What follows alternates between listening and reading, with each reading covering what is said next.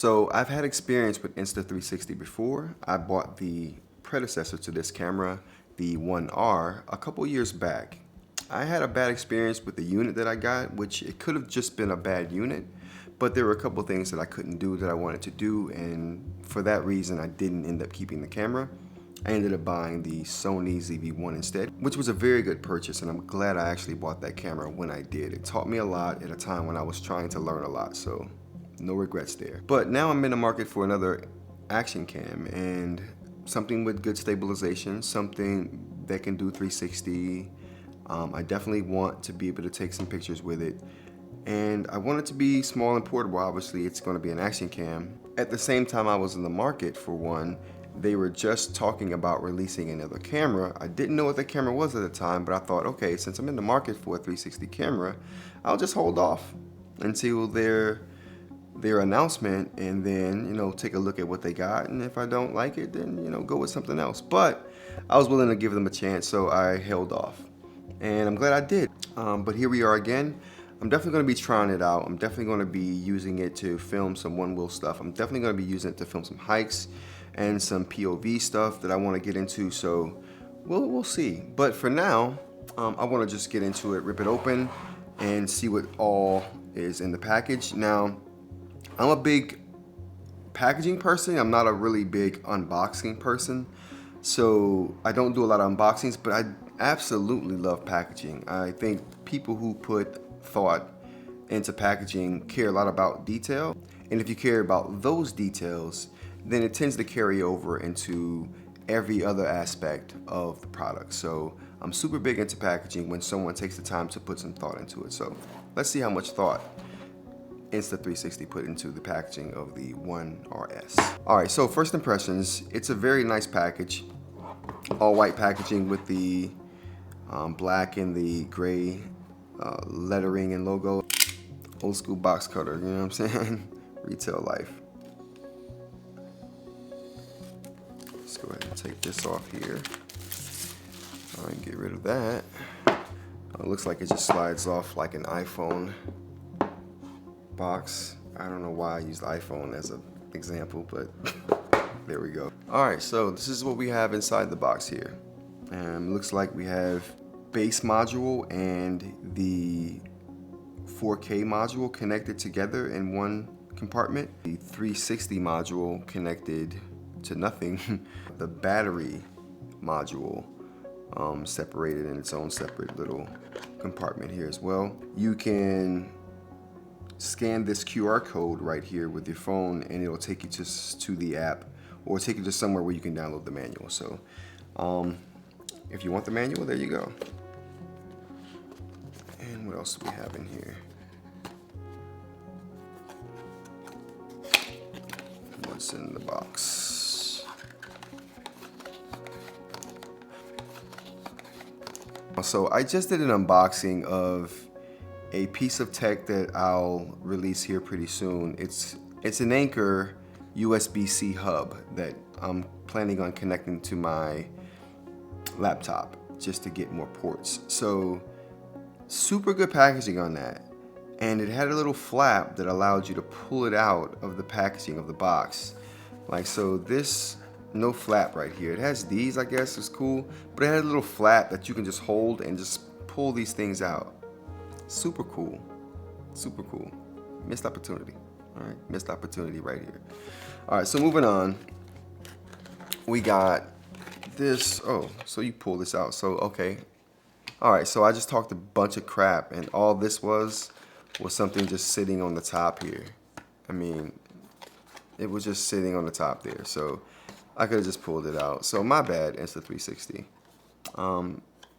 You've not disappointed me in the packaging process yet, so we're good. All right, so in this box we have a case. We also have a cover for the 360 module here. This is the case for the Insta360, and it's nice. It fits differently than the old one did. I had a huge problem putting the 1-inch sensor on the device and then putting the device in the case. You couldn't put the cage on the device with the 1-inch sensor on. You had to take the 1-inch sensor off, put it in the cage, then put the sensor back on. It was a lot to do just to have that 1-inch sensor on there. I'm not sure if you had to do it with the other modules or not. I don't think you did. But even just that one made it super stressful. There we go. And what's in this little package right here? I have no idea.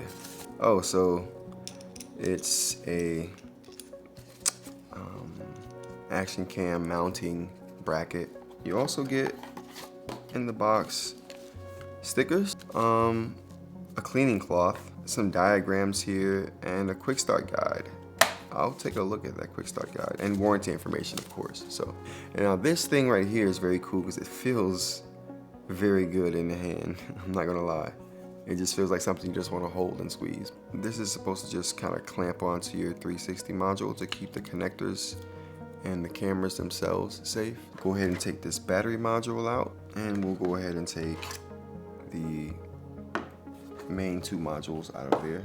All right, so we have these main pieces here. All right, let's go ahead and take this apart. So just taking the plastic off. What is it? What do we got here? What kind of sound we got? Ah, I don't have the sound. Can we get it? Oh, there's no sound. Can we do it? Oh, that's music. That's music. Okay, I think all you hear is my neighbors right now, but it could be plastic ASMR, but not today.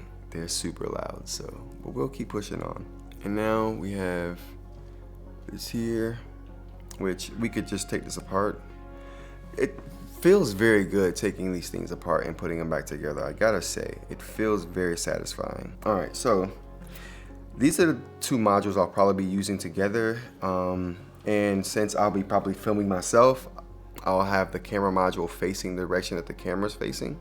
So it's in the correct orientation right now.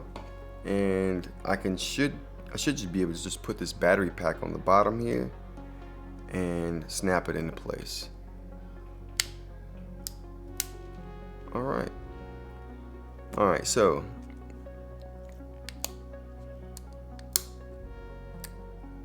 oh, that's interesting. So there's a USB-C port in here for charging, and there's also, if we can see that, there's also a slot for the SD card. So, I mean, we're good money on that front. Okay. It feels super weird to have this kind of mechanism though. I don't know. Maybe you put this back end in first, and then you put this.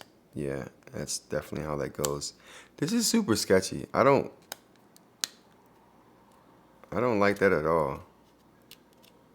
I don't like that at all. But whatever, as long as it protects everything, I really don't care. All right, so let's go ahead and put it in the case, because that's how I'd be using it, to connect it to a selfie stick or the invisible selfie stick. Is this how you do it?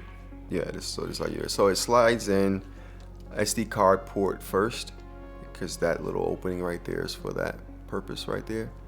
And we just do that there. And I think that this is a very good way to house this system. It looks very clean. It feels very sturdy. I know that if I were to drop it or something were to happen to it, I don't think it would come apart. So that's the key here. All right, so having this on here allows me to basically set this up with a selfie stick. So we got that here. All right, always use the bracket to secure the camera mods. This bracket also helps dissipate heat when recording for a long time. Nice. So this is pretty cool. I'm definitely going to take some time to put these things through their paces, test out the 360, test out the 4K mod, try to get some time lapse going on, see what angles I like the most, see where I have problems with the system, what kind of quirks it might have, and I'll report back to you with a full review. But until then, you guys have a good one.